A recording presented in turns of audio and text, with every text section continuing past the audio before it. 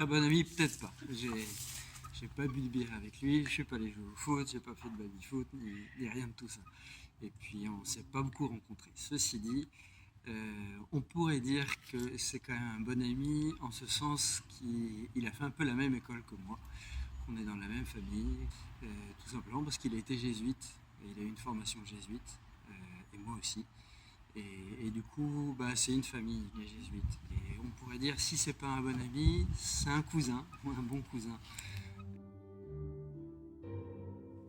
Bac plus 15. Oui, on dit souvent que les jésuites font un bac plus 15.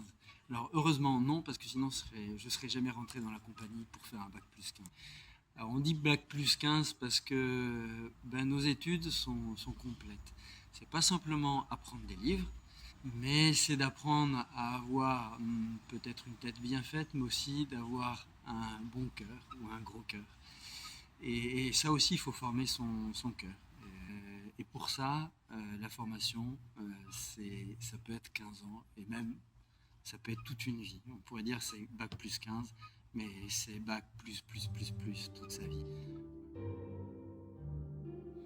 Non, j'ai jamais fait chili con carne. Par contre, j'ai vécu au Chili, et là j'ai appris à manger du chili con carne, mais j'ai jamais appris à le faire.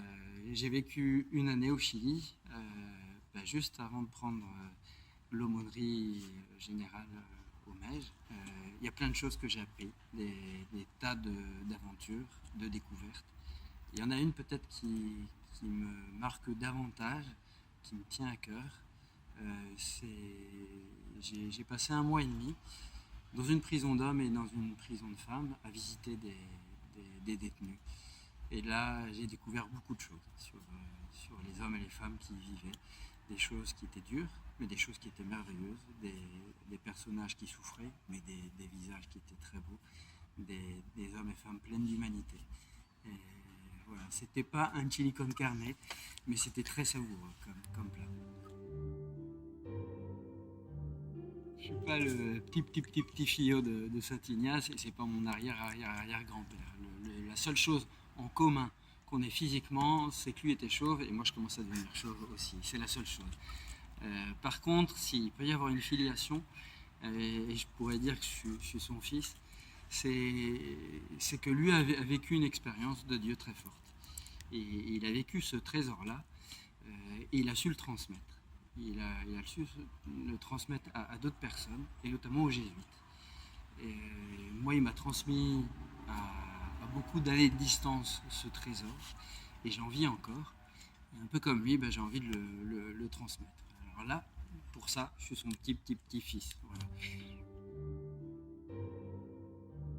Oui, et ça, j'en ai hâte. C'est vrai que là, pour le moment, j'ai croisé quelques personnes du Mej, avec tout leur dynamisme. C'est magnifique de découvrir ça. Mais c'est vrai que voilà, la première chose que j'ai envie de vivre, c'est rencontrer tous ces visages-là. Les visages des plus jeunes, les plus anciens.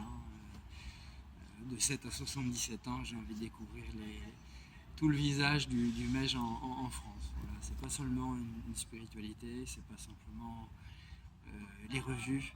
Non, c'est de rencontrer les gens, et ça fera mon grand bonheur de vous rencontrer. Je vous rencontrerai peut-être pas tous, mais au moins quelques-uns.